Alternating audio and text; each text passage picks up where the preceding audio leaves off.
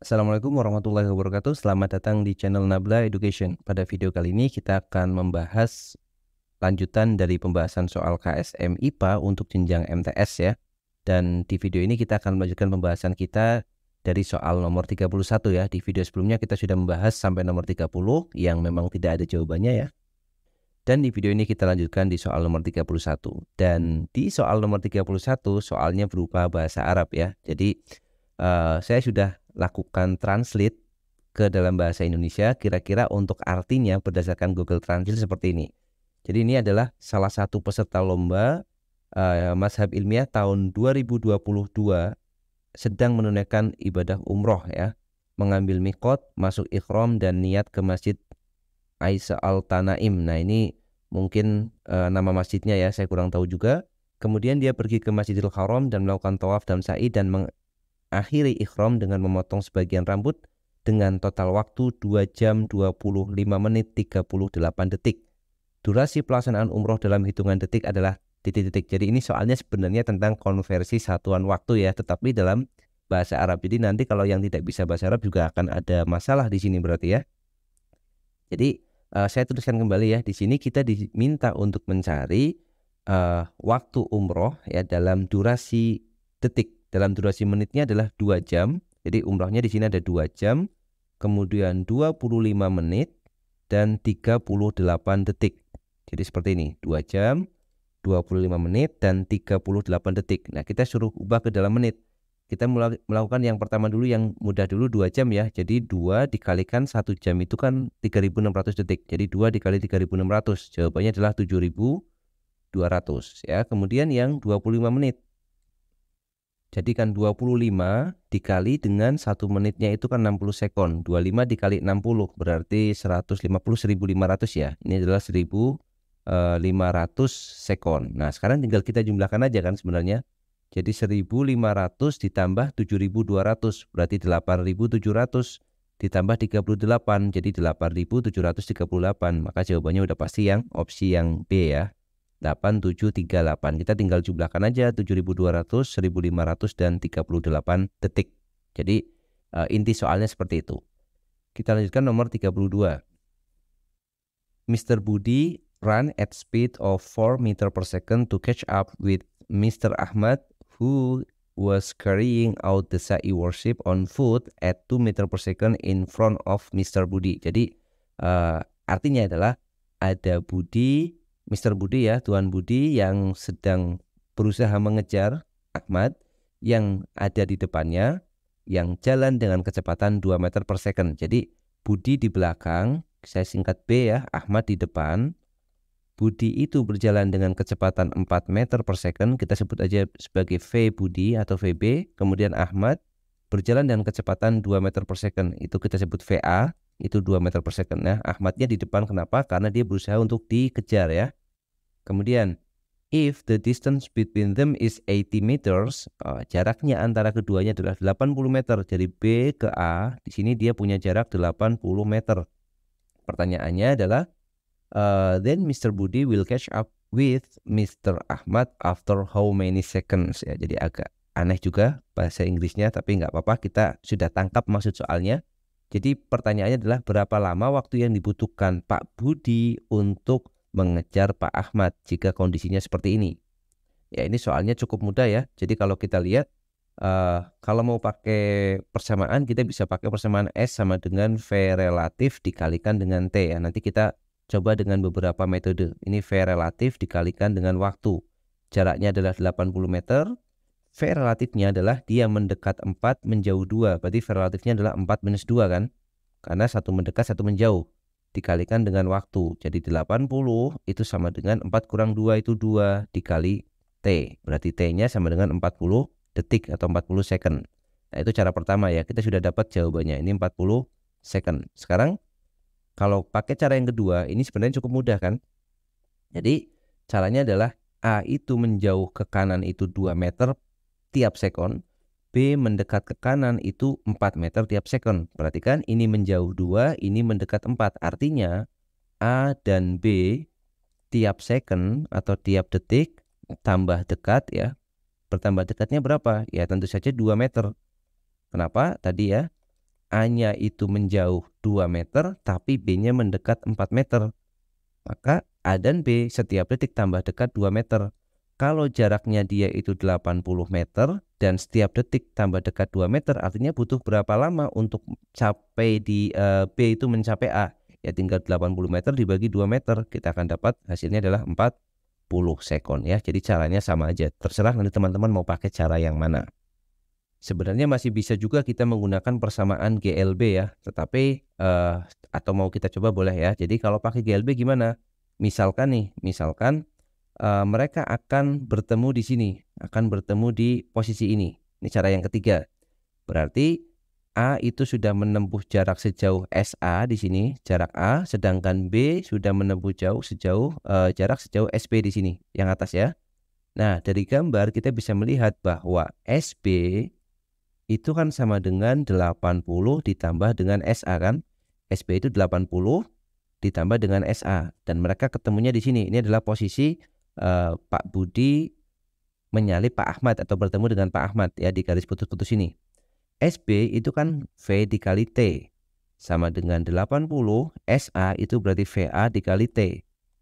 VB itu 4 dikali T sama dengan 80 plus VA itu 2 dikali T. Pindah ke kiri 4T dikurang 2T sama dengan 80 ya. Jadi kita dapat 2T sama dengan 80. Maka sama-sama kita dapatkan T-nya 40 ya. Jadi mau pakai cara yang mana? Silakan dipilih yang paling mudah untuk dipahami. Jadi nomor 32 jawabannya adalah 40 sekon. Kita lanjut di soal nomor 33. Masa total sebuah pesawat terbang beserta muatannya ketika mengangkut jamaah haji Indonesia menuju Arab Saudi adalah 233 ton. Saat akan lepas landas, pesawat bergerak dengan percepatan 1,75 meter per second kuadrat. Kemudian gaya gesekan pada pesawat diabaikan, maka gaya yang dihasilkan mesin pesawat adalah titik-titik Newton. Nah, ini cukup mudah ya. Jadi karena tidak ada gaya gesekan pada pesawat, maka gaya mesin itu yang dipakai untuk menggerakkan sehingga dia punya percepatan seperti ini. Maka kita tinggal menggunakan persamaan hukum 2 Newton ya. F itu sama dengan M dikali dengan A ya. Jadi sama dengan masanya adalah 233 ton berarti kali 1000. Nah, ini adalah 233 kg. Jadi 233.000 kilogram ya maaf. Kemudian dikalikan dengan 1,75. Nah, ini jawabannya sudah langsung dalam Newton. Dan kita akan peroleh hasilnya adalah 407, kemudian 750, 407.000 ya, 750 Newton. Karena di sini mintanya dalam Newton, maka kita harus isikan seperti ini. Nah, itu untuk nomor 33 ya, cukup mudah soalnya. Oke, kita lanjutkan di soal nomor 34. Perhatikan data modulus geser pada bahan sol sandal berikut. Oke, di sini ada besaran yang dikenal dengan modulus geser ya, atau shear modulus atau shear modulo. Jadi bahasa Inggrisnya modulus geser itu adalah shear modulus. Nah, seperti ini ya. Dan satuannya kalau teman-teman lihat, itu satuannya adalah satuan, oh ini nggak pakai E ya, shear. Oke, maaf. Seperti ini. Shear bukan share membagi ya, tapi shear modulus. Artinya modulus geser satuannya Newton per meter kuadrat atau sama dengan Pascal. Tapi biasanya karena angkanya besar-besar dinyatakan dalam megapascal atau gigapascal dan seterusnya. Jadi ini adalah modulus geser atau nama lainnya itu rigidity, modulus of rigidity, yaitu sama aja. Nah, tapi apa poinnya? Ya, sama dengan kalau teman-teman mungkin pernah dengar yang namanya modulus Young ya. Ada yang namanya modulus Young, kemudian ada yang namanya modulus geser seperti ini. Jadi modulus geser itu yang menyatakan kekuatan bahan itu ya, seberapa sulit bahan itu digeser, responnya itu seperti apa. Digeser itu artinya kalau perhatikan di sini ya, saya buatkan ilustrasi. Kalau misalkan ini kan ditekan. Nah, kalau misalkan bendanya 3 dimensi seperti ini, misalkan kita akan membuat susunan ini menjadi digeser, itu berarti kita buat seperti ini ya. Jadi dia agak miring. Nah, seperti ini. Mudah-mudahan ilustrasinya bisa dipahami ya. Jadi ini seperti gambar awal, tapi ini sudah miring, ini juga sudah miring kayak gini. Kemudian bagian belakang juga sudah miring. Jadi dia akan menyatakan kemiringannya ini ya. Saya kurang pandai menggambar di sini. Jadi dia akan digeser sejauh mana kita kesulitan menggesernya itu dipengaruhi oleh namanya shear modulus atau modulus geser seperti itu ya. Nah, semakin besar nilai modulus gesernya, ya bahan itu semakin susah untuk diubah strukturnya atau semakin susah untuk kita lakukan namanya deformasi. Nah, untuk kasus ini kita punya 4 bahan ya, rubber, kemudian TPU atau thermoplastic polyurethane, ya ini bahasa kimia sekali, ada EVA, ethyl vinyl acetate, dan ada TPR, thermoplastic rubber.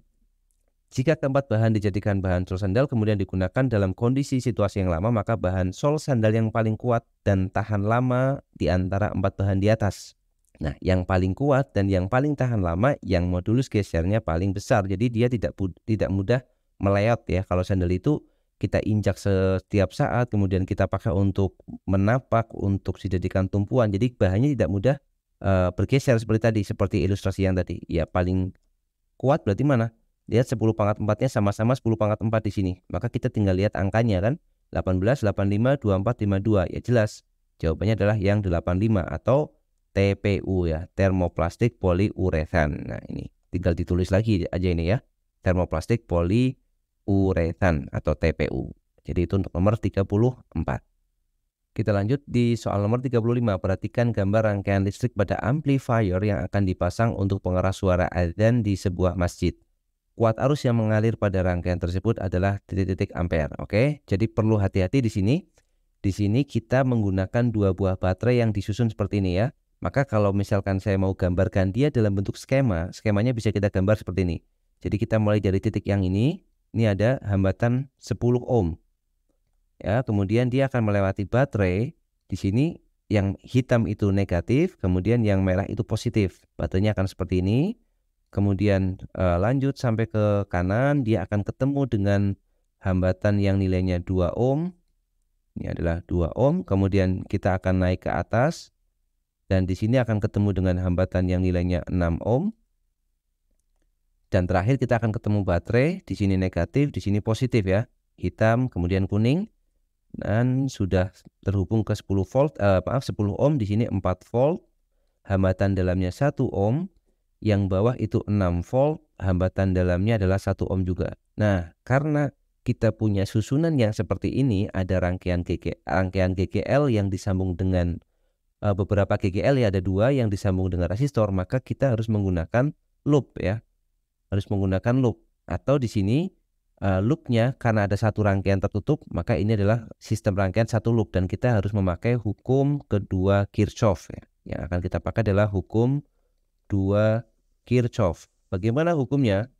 Atau kita tuliskan persamaannya ya. Hukum 2 Kirchhoff itu menyatakan bahwa resultan atau total dari GGL kemudian plus minus I dikalikan R itu sama dengan 0. Ini cara membacanya adalah total dari tegangan pada rangkaian yang tertutup itu sama dengan 0. GGL itu ya tegangan yang tersimpan di baterai ya. Tegangan yang menjadi energinya baterai itu GGL ya. Di sini 4 volt dan 6 volt ini. Jadi GGL biasanya disimbolkan dalam huruf E seperti ini. Total GGL plus minus IR. Nah, ini sama dengan 0. Nah, ini plus minus IR-nya tergantung nanti kita menggunakan perjanjian seperti apa. Oke, saya akan mulai dari menggambarkan loopnya dulu. Jadi mungkin ada berbeda ya kalau misalkan teman-teman baca di buku atau melihat penjelasan yang lain, tidak apa-apa. Yang penting konsisten, kita akan menemukan jawaban yang sama. Jadi loop yang akan saya buat adalah seperti ini. Untuk satu loop maupun 2 loop caranya sama. Kita akan lihat dulu mana yang potensialnya atau tegangannya besar ya. Jadi di sini kita punya positif 6 volt. Ini 6 volt. Di sini adalah positif 4 volt. Nah, pasti kan lebih besar 6 volt. Maka loopnya akan saya mulai dari yang 6 volt. Kita akan menggambarkan loop dari 6 volt. Seperti ini. Nah, loopnya itu arus yang kita seolah-olah nanti akan jadi arus. Jadi kita mulai dari yang positif 6 volt ke kanan, kemudian dia naik ke atas, kemudian dia ke kiri, kemudian dia turun dan kembali di sini. Nah, ini adalah arah loopnya. Arah loop yang kita buat ya. Kita buat sesuai dengan kemungkinan arah arusnya. Karena di sini lebih besar ya, positif 6 volt. Dari yang besar ke yang kecil. Ini positif 6 volt, ini negatif 4 volt. Kan lebih besar yang 6 volt. Lalu kita buat sigma GGL-nya dulu. Perjanjiannya adalah kalau yang pertama kali ketemu dengan loop adalah kutub negatif, maka GGL-nya negatif. Kalau yang ketemu dengan loop adalah kutub positif, maka GGL-nya positif. Berarti untuk kasus ini kita mulai start dari sini. Start dari 6 volt, kita ke kanan, belum ada baterai kan? Naik ke atas masih belum ketemu baterai, kemudian ke kiri. Nah, kita sudah ketemu baterai di sini. Ternyata yang ditemui oleh loop ini adalah negatif dulu nih. Ini kan yang pendek itu negatif. Berarti kita masukkan GGL-nya di sini adalah negatif dari 4 volt. Kenapa negatif tadi ya? Perjanjiannya. Kemudian kita lanjutkan lagi ke bawah, ke kiri dulu, kemudian ke bawah, ketemu dengan negatif lagi yang 6 volt. Tadi pada saat mulai kita belum hitung ya, karena dia baru keluar, kita hitung, ketemunya negatif lagi. Berarti di sini negatif 6. Jadi negatif 4, negatif 6 ya. Kemudian kita asumsikan arah loop ini sama dengan arah arus. Maka kalau arahnya itu sama, I-nya kita ambil positif, plus ya. Kalau arahnya beda, berlawanan, nanti I-nya kita buat negatifnya. Karena ini kita asumsikan satu loop, ya ini kita pakai yang plus dulu aja. Jadi plus arusnya dikalikan dengan hambatan yang dilewati oleh loop ini. Kita hitung hambatannya mulai dari 2 ohm, plus yang di atasnya ada 6 ohm, kemudian ada 1 ohm, ya plus 1, kemudian ada lagi 10 ohm di sebelah kiri, plus 10, kemudian turun lagi masih ada 1 ohm di sini, plus 1. Nah, sama dengan 0. Oh, maaf, terpindah ya, ini sama dengan 0 seperti ini. Oh, terpindah lagi. Oke, kita geser dulu mungkin ya. Kita akan geser ke sebelah sini aja supaya space-nya lebih longgar. Ini sama dengan 0 di sini. Nah, sudah tinggal kita hitung. Minus 4 minus 6 itu minus 10. Kemudian ditambah I dikali jumlahkan total resistornya. 2 tambah 6, 8. 8 tambah 1, 9. Tambah 10, 19. Ditambah 1, 20. Sama dengan 0. Maka 20 I sama dengan 10 ya. Kita pindah ke kanan. Jadi I-nya sama dengan 10 per 20. Atau 0,5 ya. Karena 1 per 2. Maka arus yang mengalir berapa? Jawabannya adalah 0,5 ampere. Dan dia minta dipisahkan dengan koma ya. Jadi ini pakainya koma bukan titik. Nah, jadi seperti itu cara menganalisis untuk kasus ini. Kita harus menggunakan hukum kedua Kirchhoff ya. Oke, jadi seperti itu untuk pembahasan soal nomor 35. Oke, ini video pada video ini kita sampai di soal nomor 35 dulu. Nanti kita akan lanjutkan lagi di pembahasan video selanjutnya. Terima kasih yang sudah menyaksikan video ini sampai selesai. Kita jumpa lagi di video selanjutnya. Assalamualaikum warahmatullahi wabarakatuh.